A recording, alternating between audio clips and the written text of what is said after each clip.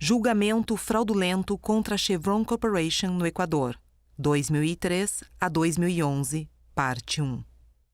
No ano de 2003, uma ação por danos ambientais em nome de 48 equatorianos foi movida contra a Chevron Corporation em Lago Agrio, Equador. Em 2011, um juiz local proferiu uma sentença fraudulenta condenando aquela empresa a pagar uma indenização de 19 bilhões de dólares por supostos danos ambientais. A Chevron Corporation nunca operou no Equador.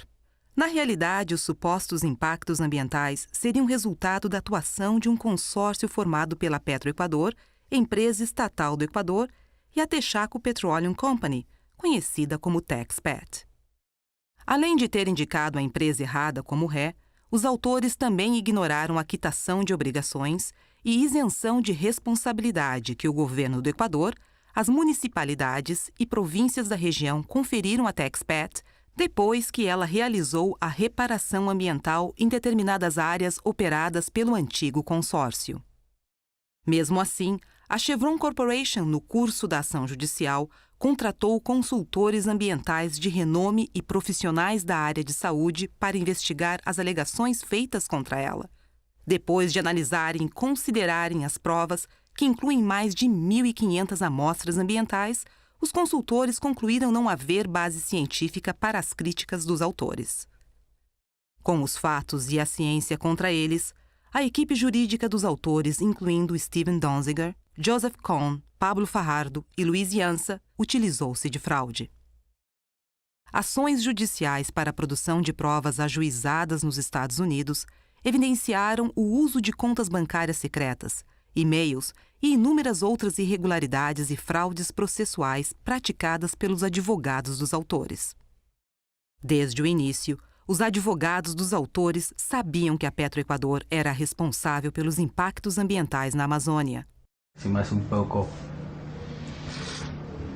inconcebible que podamos culpar a Texaco de todo o que hace Petroequador hasta hoy en día. Antes de entrar no caso, o principal advogado equatoriano dos autores, Pablo Fajardo, reconheceu esse fato. Desde que a Texaco saiu daqui, a Petro causou mais danos e muito mais desastres do que a própria Texaco.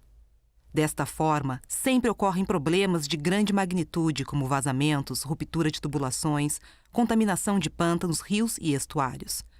Mas como se trata de uma empresa estatal e como são as mesmas pessoas vinculadas às leis, ninguém diz nada. Curiosamente, depois de se tornar advogado dos autores, Pablo Fajardo mudou de ideia.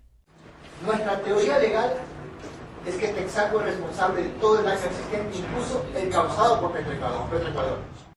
Como prova de sua hipocrisia, antes de ajuizarem a ação de Lago Agrio, os advogados dos autores se comprometeram, de forma pública e oficial, por meio de um documento oficial registrado em cartório, que não processariam a Petroequador ou qualquer outra instituição equatoriana se o governo deste país os auxiliasse a condenar a Chevron Corporation.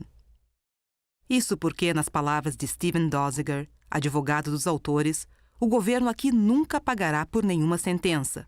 Por outro lado, a Texaco pode pagar. Além disso, a eventual condenação da Chevron Corporation representaria uma vitória do governo do Equador contra as sempre detestadas e politicamente perseguidas multinacionais.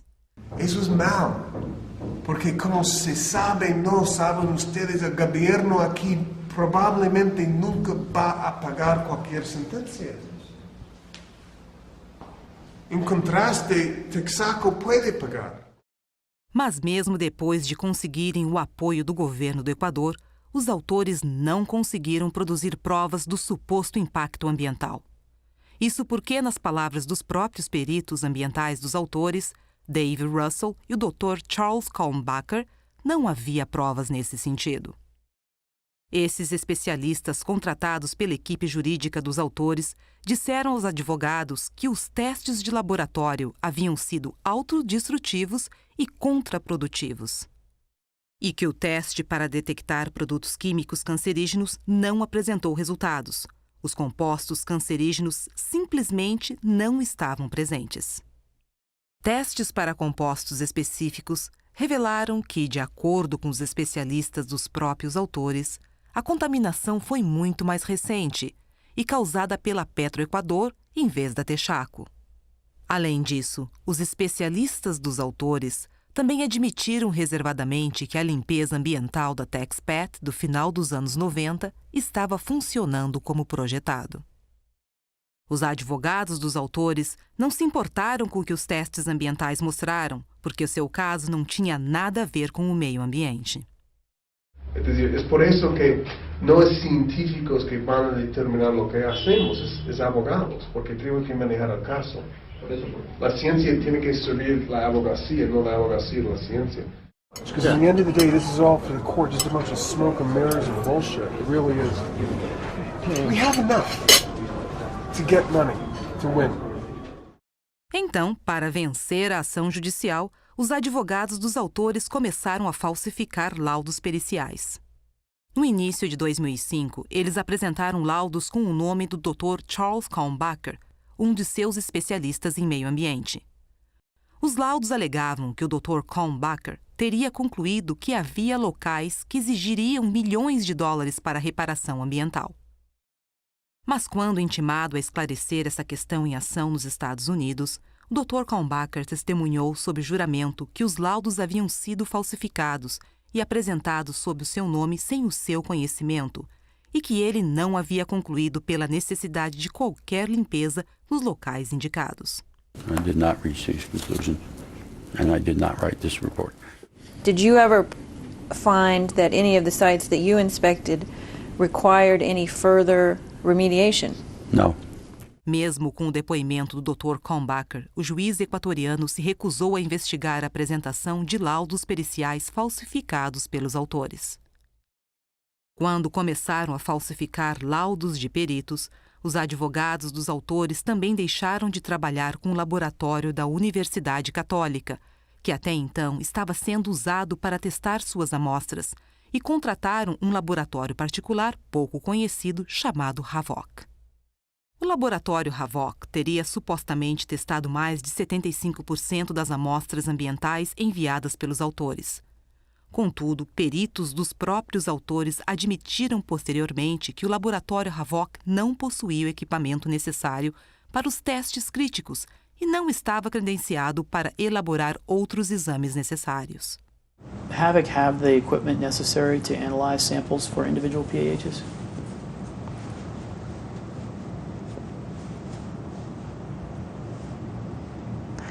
I don't believe they did. Para ocultar a verdade, a equipe jurídica dos autores impediu por 8 vezes o acesso para a inspeção do laboratório HAVOC, mesmo ela tendo sido determinada pelo juiz local. Que, nas palavras dos advogados dos autores, uma inspeção do laboratório HAVOC seria um desastre para o caso. Quando um juiz ordenou a inspeção do laboratório HAVOC, Donziger descreveu o seu plano para intimidá-lo a reverter a decisão. And the only language that I believe this judge is going to understand is one of pressure, intimidation, and humiliation. And that's what we're doing today. We're going to let him know what time it is. A Chevron Corporation provou que nenhum dos dados apresentados pelos peritos dos autores analisados pela HAVOC podem ser considerados válidos, dados legalmente defensíveis. Mas, de novo, o tribunal equatoriano não fez nada. A apresentação de centenas de falsificações e resultados de testes inválidos do laboratório HAVOC nunca foi investigada. Pelo contrário, a sentença de 19 bilhões de dólares foi baseada nos dados inválidos fornecidos pelo laboratório. Após as primeiras 45 inspeções judiciais no local terem sido concluídas, peritos judiciais independentes emitiram seu primeiro laudo específico para resolver as disputas entre os especialistas da Chevron Corporation e os especialistas dos autores. Iniciados os exames periciais da região, diversos resultados afastaram, por exemplo, as alegações de contaminação em Sacha 53, onde o risco à saúde humana é baixo. Também foi verificado que as piscinas remediadas pela TexPet continham apenas contaminantes inferiores aos limites permissíveis. Sabendo que as provas iriam arruinar o seu caso, os advogados dos autores planejaram cancelar as inspeções judiciais realizadas por diversos peritos independentes e substituí-las por uma perícia global a ser realizada por um único perito equatoriano. Mas o juiz Herman Yannis, que estava presidindo o caso na época, rejeitou as tentativas dos autores para acabar com as inspeções judiciais, dizendo-lhes que não havia base jurídica para abandonar as inspeções no local. Então Steven Donziger declarou uma guerra para remover o juiz. A guerra dos autores contra o juiz Yannis era parte de seu plano contínuo para alavancar a corrupção amplamente reconhecida no sistema judicial do Equador. All the judges here are corrupt. They're all corrupt. It's their birthright to be corrupt. Why? Because they get paid so little. You know, it's the culture. It's disgusting. La Guagri vamos a ganar. No va a haber ningún juez que se anime a dictar sentencia. No olvides, se le mata. Who will be killed? The judge? If he rules against us, he rules against sex workers. Against sex, against us? He'll be killed. Yeah, sure. He might not be, but he thinks he will. Yeah, Which is just as good. We have concluded that we need to do more politically to control the court, to pressure the court. We believe they make decisions based on who they fear the most, not based on what the law should dictate. But it's a critically important moment because we want to send a message to the court that don't fuck with us anymore, not now and not later and never. Então, os advogados dos autores se reuniram com o presidente Rafael Correa. Nesse encontro, Correa fez o governo do Equador emitir um comunicado de imprensa prometendo todo o apoio do governo nacional para os autores. O presidente Correa também disse aos advogados dos autores que ele chamaria o juiz.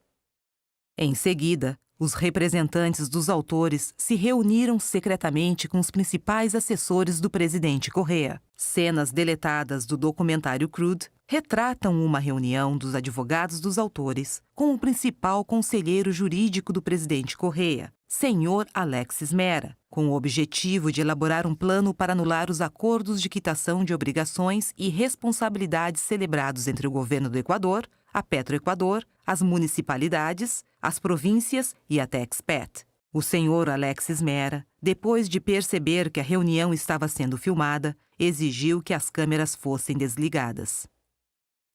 Yo veo qué hacer y cómo podemos ayudar. Sí, pero hay que salir con prensa, cerrar la calle República donde está ellos. Y así funciona este país. Claro, jurídicamente tenemos el problema de la ¿Por qué están prescripción. filmando? Les cuento la historia. Esto es... ¿Por qué están filmando? Me parece totalmente procedente. es Perdóneme que le diga de esa manera. A ver, perdóneme. Mas a pressão sobre o juiz não ficou restrita à influência política. Também houve pressão pessoal dos advogados dos autores, que chantagearam o juiz Yannis, com quem mantiveram vários encontros em restaurantes, hotéis e até mesmo em sua casa. Donziger relatou internamente que as táticas coercivas dos autores tinham funcionado. O juiz iria cancelar as inspeções judiciais e iniciar a perícia global. Tendo conseguido chantagear o juiz Yannis a cancelar quase todas as inspeções judiciais restantes, os advogados dos autores implementaram o resto do seu plano de contratar secretamente um único profissional para analisar todas as questões ambientais do caso, como perito único do juízo. Donziger queria alguém já preparado para arrasar a Chevron Corporation com uma decisão multibilionária. Eles logo encontraram alguém.